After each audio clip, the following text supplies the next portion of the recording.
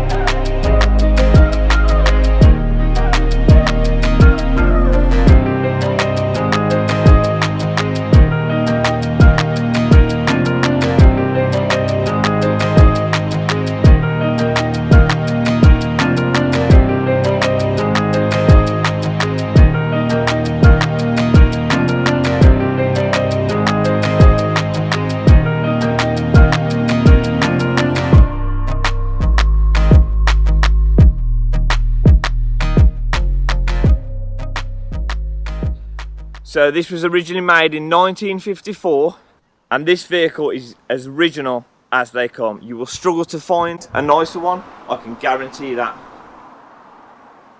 My camera decided to delete the early part of this feature, so I'll bring you up to speed. Rob, the owner, decided to be off camera. However, he brought me up to speed with some of the awesome history from this vehicle.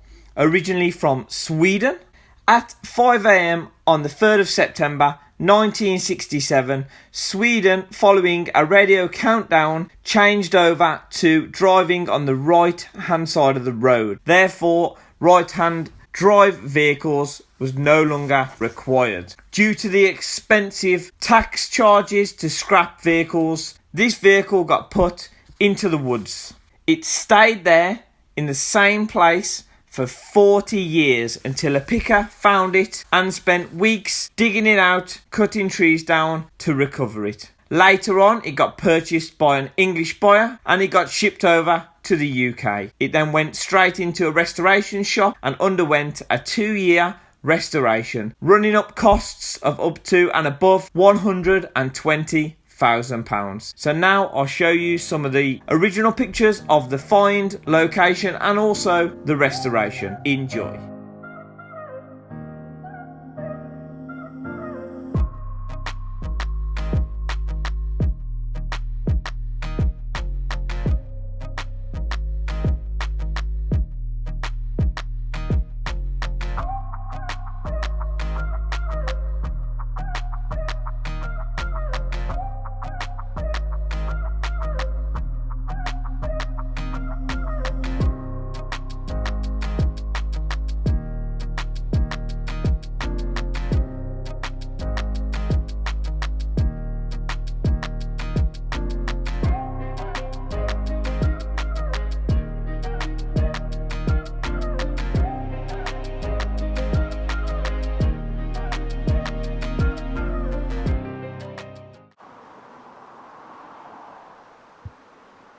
Give you a quick look round it first.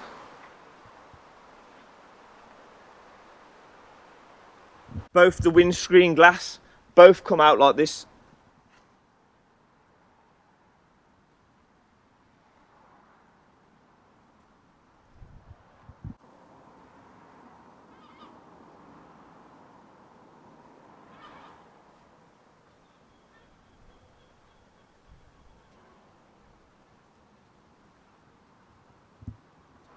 Okay, so we'll move on into the inside. As we approach it now, looking above the glass, so the sunroof, this is not the original material, obviously, because it would have been dried up and probably non-existent. However, all the rails, the channels, everything that it sits on, runs on, are original to this vehicle. Gonna be super careful. So staying with the roof before we move on, I've been told this is an original Goldie handle. So for those of you who know, you'll definitely know how rare of a part or an item that is. Me personally, I didn't really know the difference. However, I do now. So that is a Goldie handle, which is super, super rare, but also massively original. Looking inside, what all the mat's original. So all the mat, the floor mat is completely original, which is a nice touch to keep actually. And then what's the story with the interior in terms of obviously the restoration pictures and stuff? It was hard to see exactly what was kind of left. All the panels and all the trims are original, and they've been retrimmed original. The seats have been retrimmed, but not to original spec. They should have been black with red piping in its day, which I kind of think I might put back to original. Okay.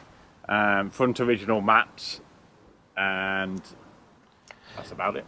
So basically, yet again, the character of this vehicle is pretty much all original. However, they've used original parts and kind of uplifted, Retrimmed it. Yeah, retrimmed the trim just to bring it up to, because at the end of the day, guys, you know, you still drive around in it, you still want to have some comfort and enjoy it. And if there's no cloth left on the trim at all, then that would just not really be that nice. All the jail bars original. Yeah, so all these bars here at the back, guys, are called jail bars. There was all, the restoration pictures you will see that they was all bent, completely out of shape, but they've all been reshaped, reformed, kept original and put back on, which absolutely looks fantastic. In here is finished super, super well, and the personal touch with the original carpet or the rubber matting is absolutely perfect. What's this is, it's just like a... It's an early cool box from 1960, which I think just adds character. Yeah, so a 1960 early cool box. So yet again, even the cool box is super cool and original. Moving on to the front, guys. So this here, so Rob, if you want to maybe just give us a little bit of background information on the dash, on the front, on the steering wheel, anything that, you know, somebody like me wouldn't really know the difference. It's a deluxe dash, which you're only getting a 23 window deluxe. A barn door dash is a bit different.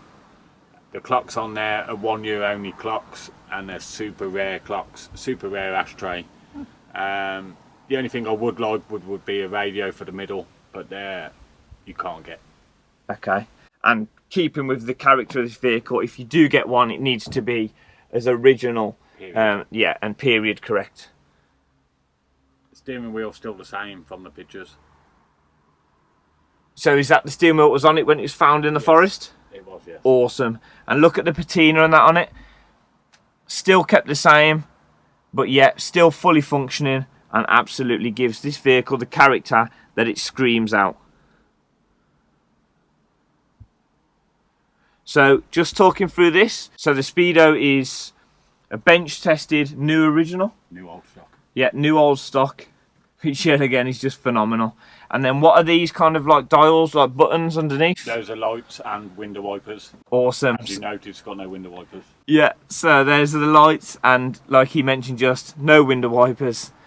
And what would this be here? That's for your semaphores, left and right, the indicators. Okay, yeah, so that's for the side indicators, but we'll touch on that when we leave the vehicle in a second. And this absolutely fantastic badge there, that's just obviously their branding from original. That's original. So that there is a clock, which is super rare. Yes. Yeah, yet again, this video is just me saying super rare about 50 times. But honestly, I cannot explain how nice this vehicle is. Look at that. Original front mat. Absolutely brilliant. So that toggle switch there kind of thing is for the indicators. On the way out. Yeah.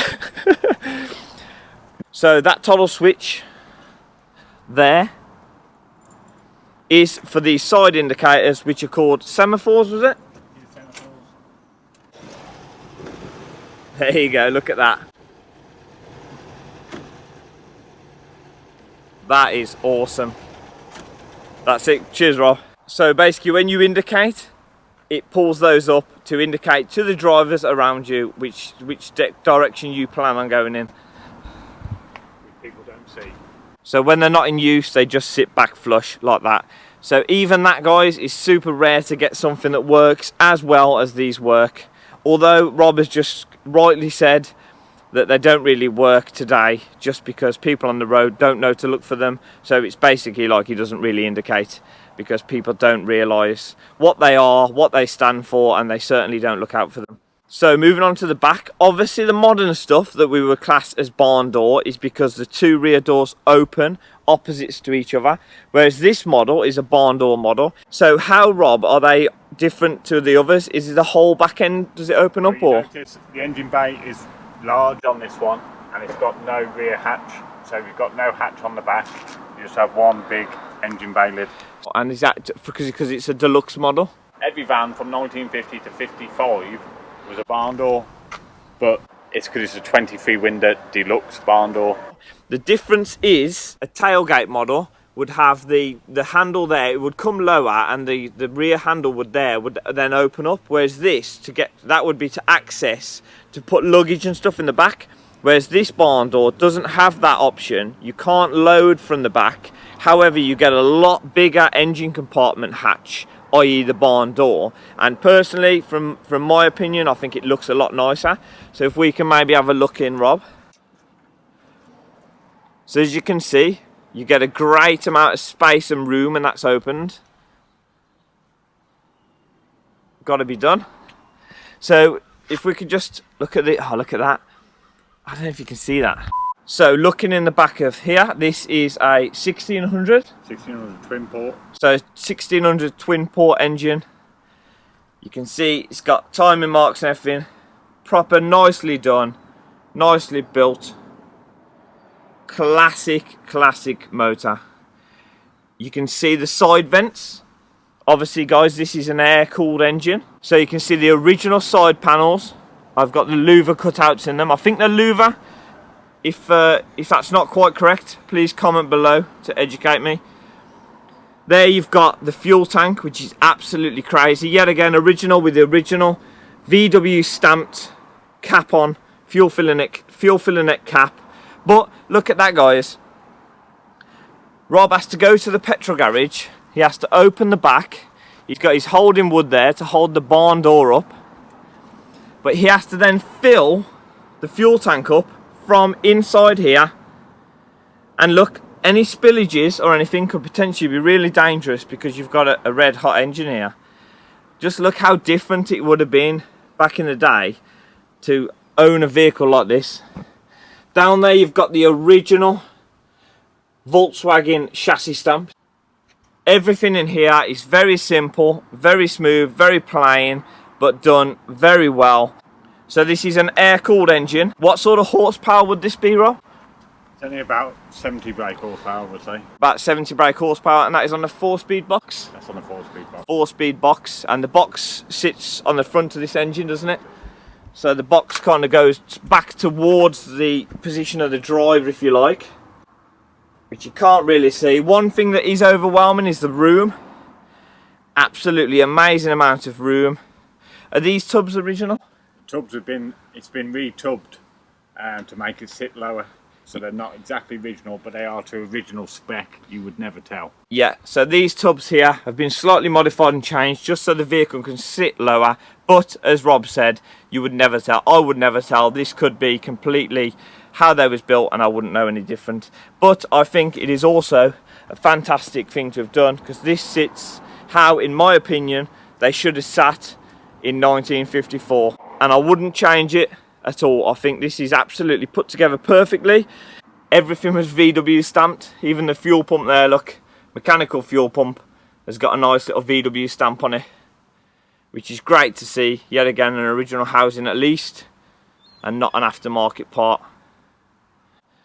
So coming round now to the exterior body panels, yet again, I'm going to say it once more, as much, if not all of it, as original as physically possible. So the pictures of when it was found in the forest, you only saw the pictures after it was dug out and they'd done some landscaping. Now what I mean by that is, originally a massive tree had fell down and crushed all this rear siding. So all of this was caved in. Now, the restoration, the body shop that did the restoration on this went to absolutely great lengths to restore, reshape and reuse the original panels. And the reason why I did that was, obviously, in my opinion, that's a must, because you want to keep every panel as original as possible. And the great thing about this is it gives it a super amount of character that I believe you won't find anywhere else. All this patina here is not fake, it is original, and it is what was created in the forest. Obviously they straightened some panels out. Now, as you will appreciate, this kind of work from the restoration shop cost 5, 6, 7 times more than what it would have cost just to replace this panel, because there was panel beating it, there was metal forming it, there was hand shaping it to pull it back. Obviously it's very crinkled and dented, however that is fantastic character, and in my opinion that is a must to keep. But it did cost a lot more than just replacing the panel. As you can see, all the way around the back is the same, subject to forest rot and forest decay, giving it the character and patina that we keep talking about. You've got some crinkles here, which yet again is from the forest, and in my eyes it should be left exactly how it is.